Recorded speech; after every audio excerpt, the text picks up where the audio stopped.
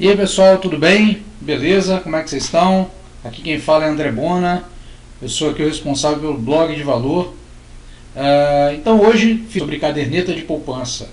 Nesse vídeo eu vou dar uma noção para vocês por que não é possível ganhar dinheiro aplicando na poupança. Simples isso, para que vocês tenham essa noção, né, e possam tomar uma melhor decisão de investimento com seus recursos. Primeiro ponto que vocês têm que ter em mente é o seguinte: qual é a função de uma instituição financeira, de um banco comercial?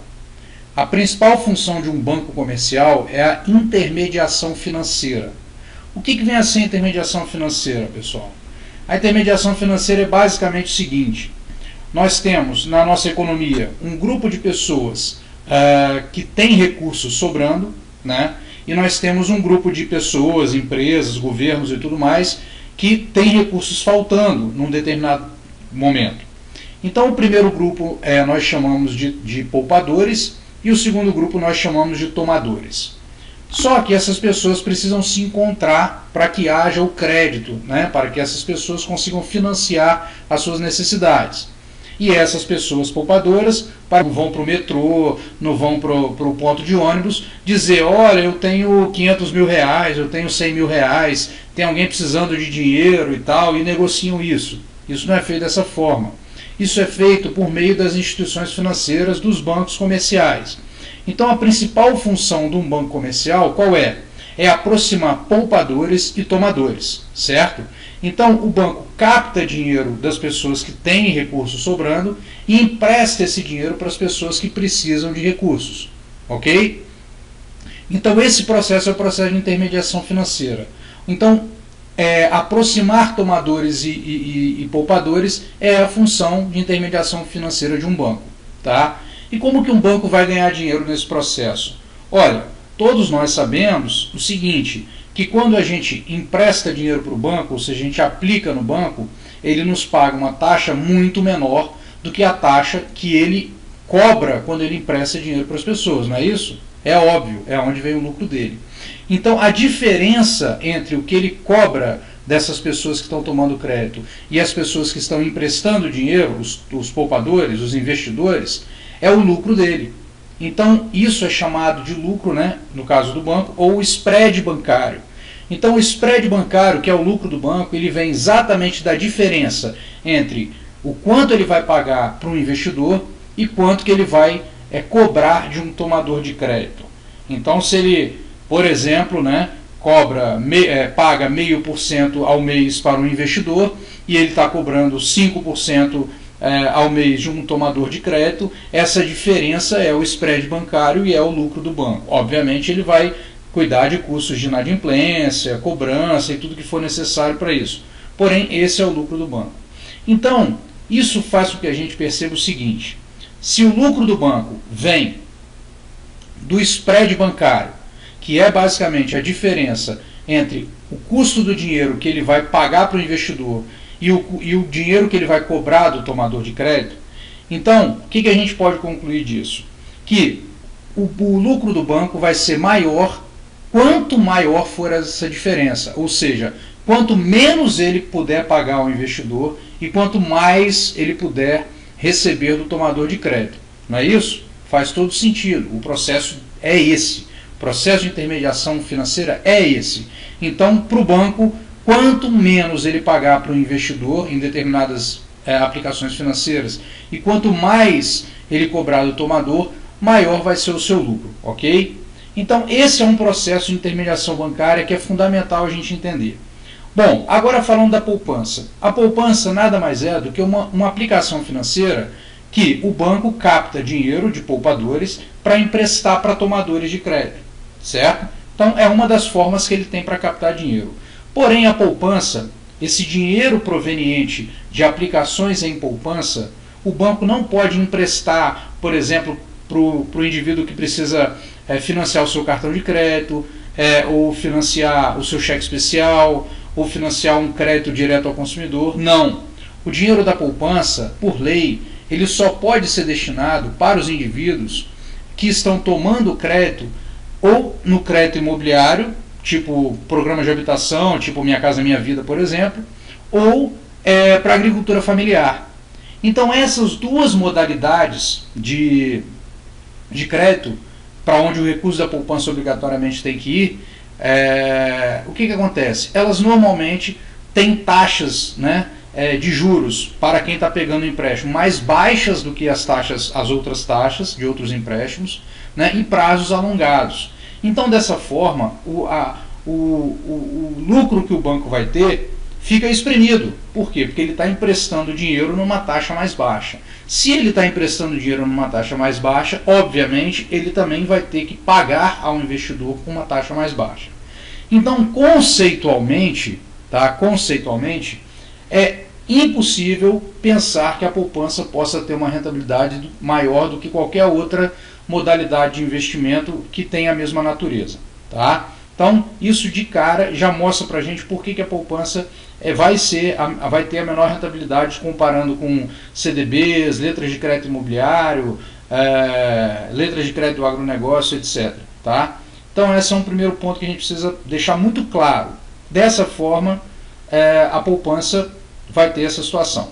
Bom, e aí quando a gente fala disso, a gente tem que levar em consideração também o seguinte: mas todo mundo diz o seguinte, não, mas a poupança, André, a poupança é um investimento mais seguro que existe, certo? A poupança ela é um investimento seguro, tem a garantia e tal. Essa é uma conversa que ela não é uma conversa 100% verdadeira, tá? A poupança, o que dá a segurança para um investimento em poupança? Existe uma coisa chamada Fundo Garantidor de Crédito. E esse fundo garantidor é uma instituição que os bancos participam, tá? E mantém essa instituição, onde a finalidade dela é preservar a liquidez do mercado e a segurança dos investidores, dos pequenos investidores principalmente. Então, caso um banco venha a quebrar, né? Vamos supor que você pegou o seu dinheiro, aplicou na caderneta de poupança de determinado banco. Passou um tempo, esse banco quebrou.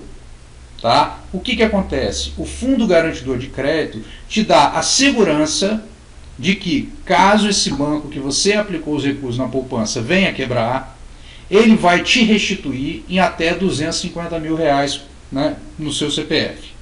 Ou seja, você está totalmente seguro caso haja uma quebra de um banco onde você colocou dinheiro na caderneta de poupança. Perfeito? Qualquer banco, todos eles têm essa garantia.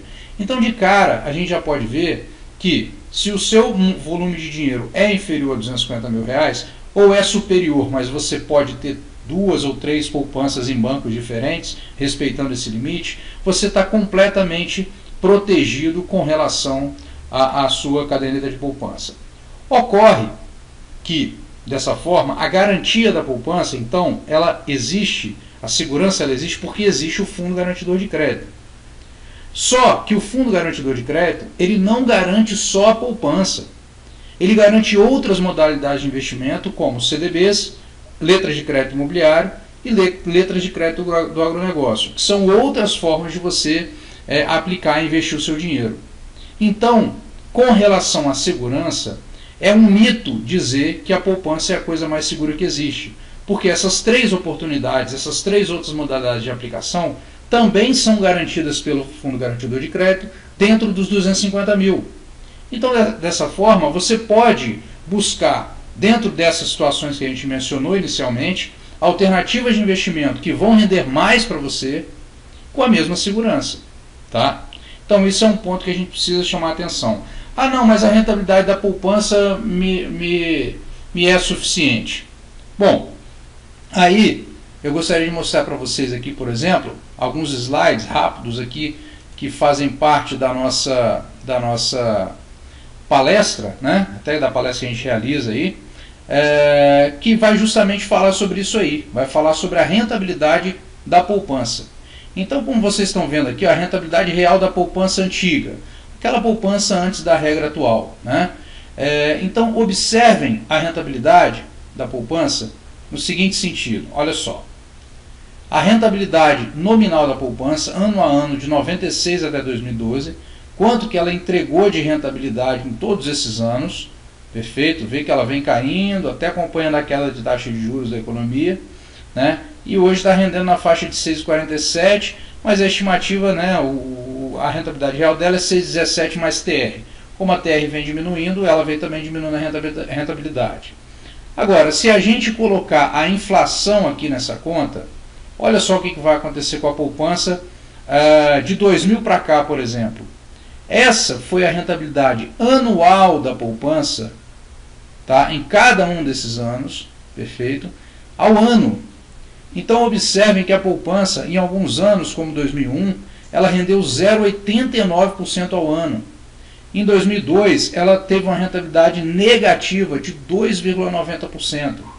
Em 2004, ela rendeu 0,46% no ano. E agora, nos últimos 3 anos, né, fechados, 2010, 2011 e 2012, ela rendeu menos de 1% em todos eles. Observem que essa rentabilidade é anual, tá, no fechamento do ano. Então, 0,94 em 2010, 0,94 em 2011 e 0,63 em 2012. Isso tudo considerando as regras antigas, que eram bem mais favoráveis. Então, quando vocês olham já dentro de 2013, nós vamos ver o seguinte, ó, medição do IPCA até abril de 2013. Olha o que nós temos. Uma inflação de 2,50%, uma poupança antiga de 2,02 nas regras anteriores, que eram mais favoráveis, e a poupança nova com a rentabilidade de 1,66. Ou seja, a poupança não está tendo a capacidade atual de render muito mais do que a inflação. E, na verdade, nesse ano ela vem rendendo abaixo. Então, por isso, quando a gente fala que a poupança ela não vai dar uma boa rentabilidade, isso está embasado em 2 conceitos. Tá?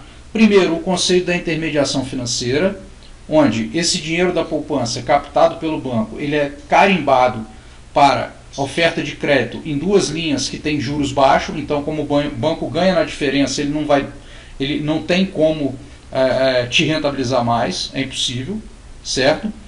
E segundo, pela deteriorização com relação à inflação. Então, hoje a expectativa de quem vai ter uma rentabilidade poupança, com certeza, vai ser, no máximo, na melhor das hipóteses, dar uma corrigidinha na inflação. Quando isso não acontecer, significa que o seu dinheiro, ao final de 12 meses, vai estar valendo menos do que ele vale hoje. Você vai conseguir comprar menos coisas do que você vai comprar hoje. Então, isso é muito importante compreender. Tá? As alternativas para isso, algumas, nós vamos falar em outras videoaulas, mas basicamente eu já mencionei, CDBs, LCIs, LCAs, e tem outras, né? Tem outras diferentes, que podem até uma segurança maior do que a poupança e uma rentabilidade maior, outras com uma segurança um pouco menor, mas com a rentabilidade bem maior. Então a gente vai falar sobre isso aí nos próximos vídeos. Tá? Basicamente o que a gente tem que deixar a mensagem para todos vocês é o seguinte: todo esse processo de investimento é um processo novo na nossa realidade brasileira. Tá? Então, só tem uma forma da gente conseguir obter uma rentabilidade boa para o nosso patrimônio. E essa forma vai passar obrigatoriamente pela nossa educação financeira. Então, por isso eu quero convidar vocês para participar das nossas palestras que a gente faz gratuitamente aí no nosso blog, no blogdevalor.com.br. Vocês podem entrar lá, ver a nossa agenda e fazer inscrição e participação em palestras ao vivo, tá? E também dos nossos cursos, né? Que aí são os cursos também de educação financeira que podem te dar muito mais informações de como você vai gerenciar melhor o seu patrimônio e obter uma rentabilidade superior. Então, era isso que eu queria passar nesse vídeo aí. Espero você nas palestras gratuitas e também nos nossos cursos, tá? Que você vai poder conferir aí no nosso blog. Um abraço, tchau!